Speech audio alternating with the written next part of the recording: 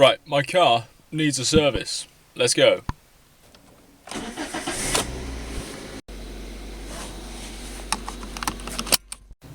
We made it to the Holy Land, Halfords. I once asked a Halfords employee here if they could show me where the spark plugs were, and she didn't know what I was talking about. So it's that's always a good sign. Okay, now time to jack the car. Make sure your handbrake is on and the car is in gear, just for safety measures. And for second safety measures, chock the rears. Find an appropriate mounting point. I'm going to be using that little point there where sort of the suspension arm reaches the frame. Anything that's on the frame and that's on the suspension arm, use it. Don't use bodywork, don't use the engine.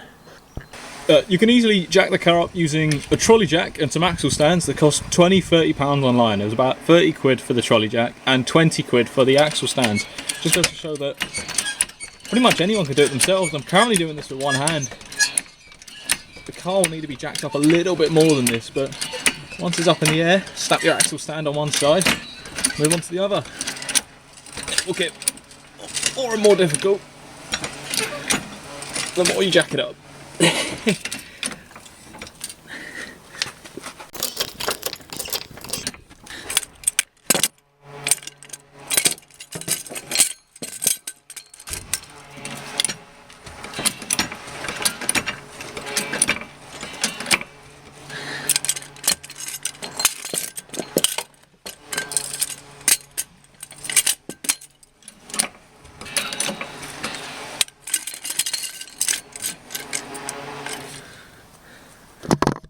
As you can see there, I'm using part of the frame to lower these axle stands here. This little damage you can see here, this is a so where they would have put the axle stands previously. It's just a sort of protection for the underside that's just been peeled off by the sharp metal bit edges. Nothing to worry about. So what you need to do is lower the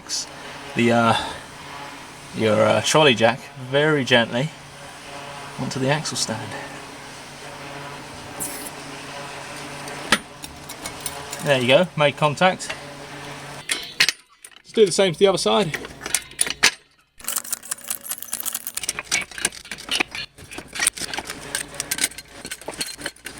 Now this time you want to lower it a lot more gently than you did last time, because you've shifted the car on both sides.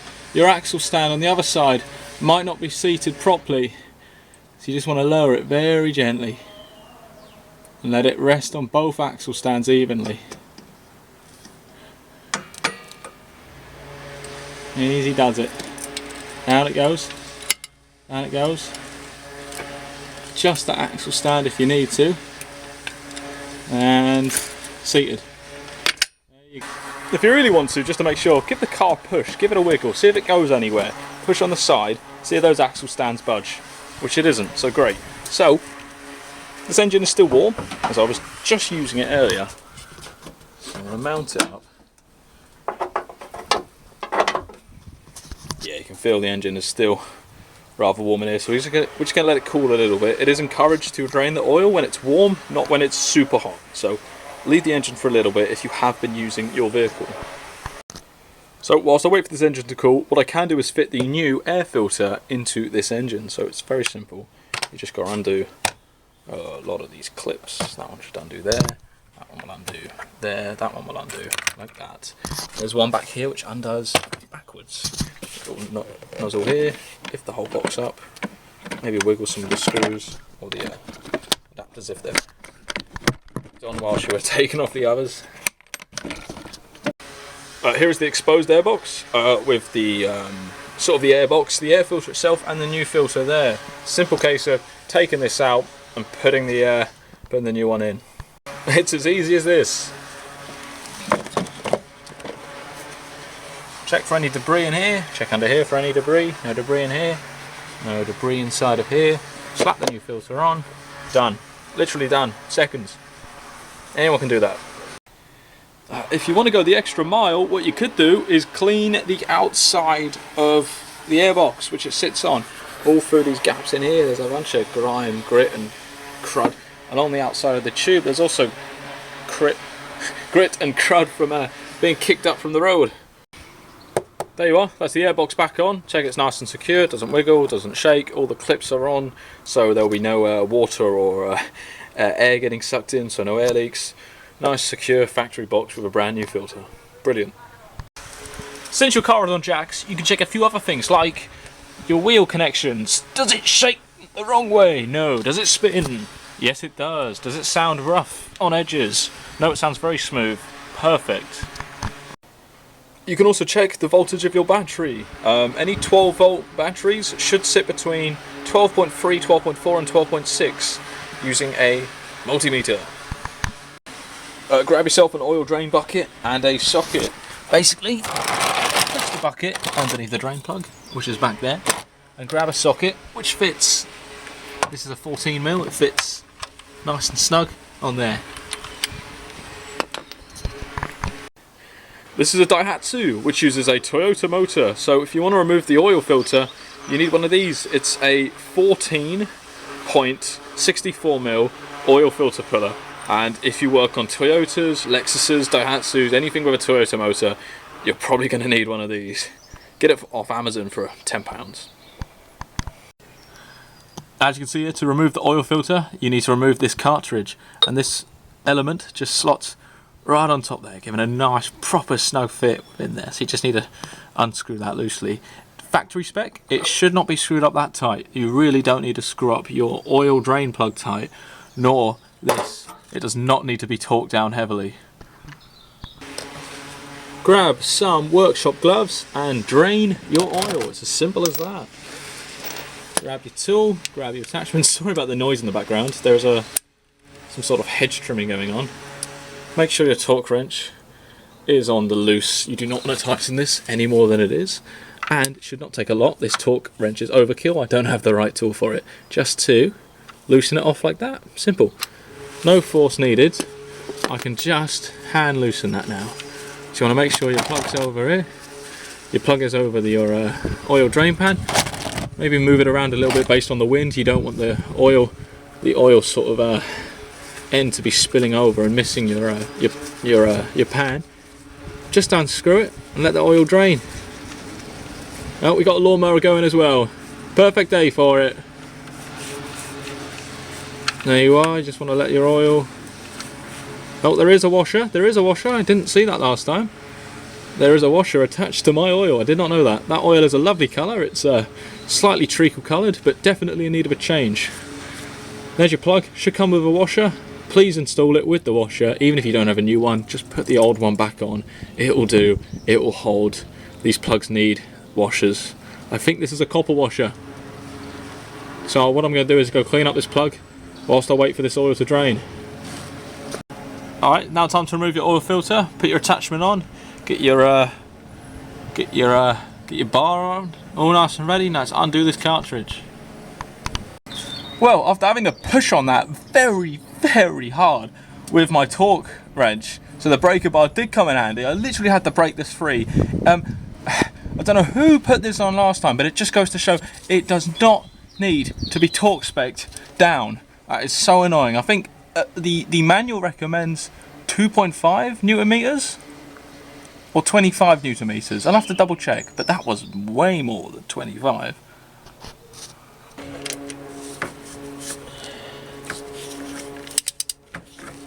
There you are. It's a lot looser now. It's just coming undone. So annoying that it was done up so tightly. I think I could just hand loosen that one now. Yeah. Crikey, that was done up way too tight. I understand that there's oil pressure behind it and gaskets, etc., but the tightness that was done up to was absolutely crazy. Well over spec. I know that there's a few rubber seals on here, and you got the pressure of the oil pushing against it. I understand that, but Jesus Christ, whoever did this last time must have been a nightmare mechanic for many. Something that is mandatory, something you should do, is replace the O-rings. Your oil filter should come with O-rings. There was a small O-ring on the bottom here on the cartridge drain plug, and there is a larger O-ring round here. These are the old ones here. They look fine, great. Keep them as spares, put them in the box just so you know what they go with. The new filter came with this little plastic thing. I assume it's just a funnel to feed the oil in, but I'll have to look at a tutorial to see if you really need that on here or not. And as an extra option, if you really want to be precise, silicone grease the O-rings. I don't know, maybe it stops them from cracking, it just gives them lubrication, makes them slide on properly, maybe it makes them do their job proper, but if you ever use rubber O-rings, always use silicone grease on them. Nothing. So I've got the oil filter fitted inside the unit, and I've filled it up with a bit of fresh oil. So time to screw this onto the car.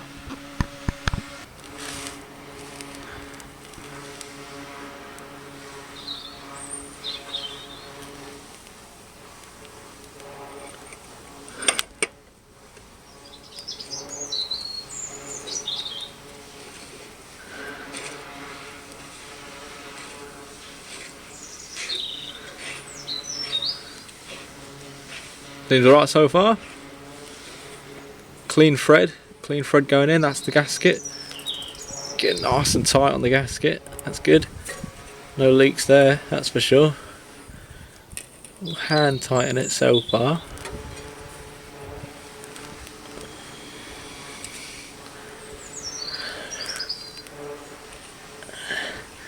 There you are, so that's hand tightened all the way. And what we're going to do is give it a little bit of spec. Nothing much. Mate, my torque bar only goes up to 28 Newton meters, so literally just gonna tighten this down to the point where this is nice and snug. So that's nice and snug, and as you can see now we're moving the whole unit with this. There you go. Couldn't undo that with your hand. I'll tell you what, I'll do that just a little bit more, but it's nowhere near as much as it was before. Let me try and grab a point. There. There you go. Nice and snug. Nice and snug.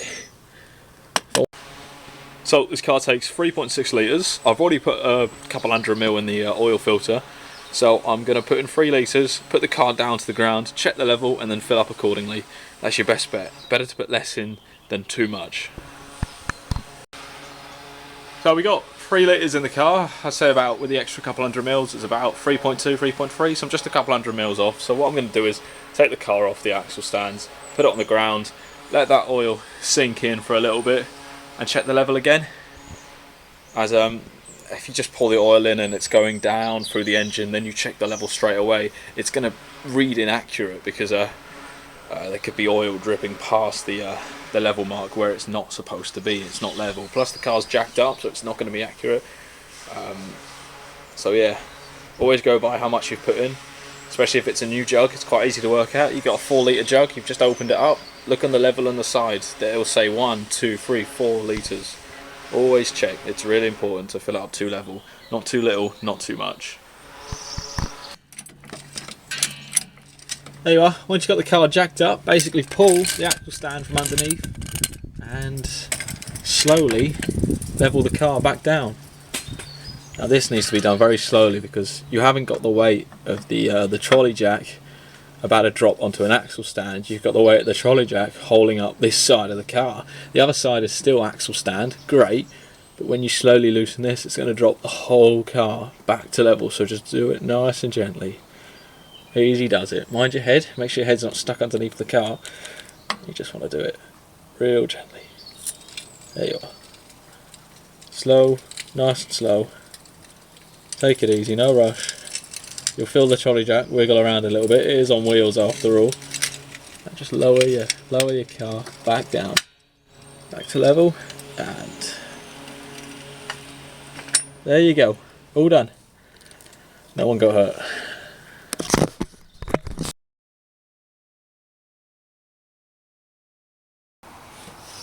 It's gonna be really iffy doing this with 2 hands. As you can see, dirty filter.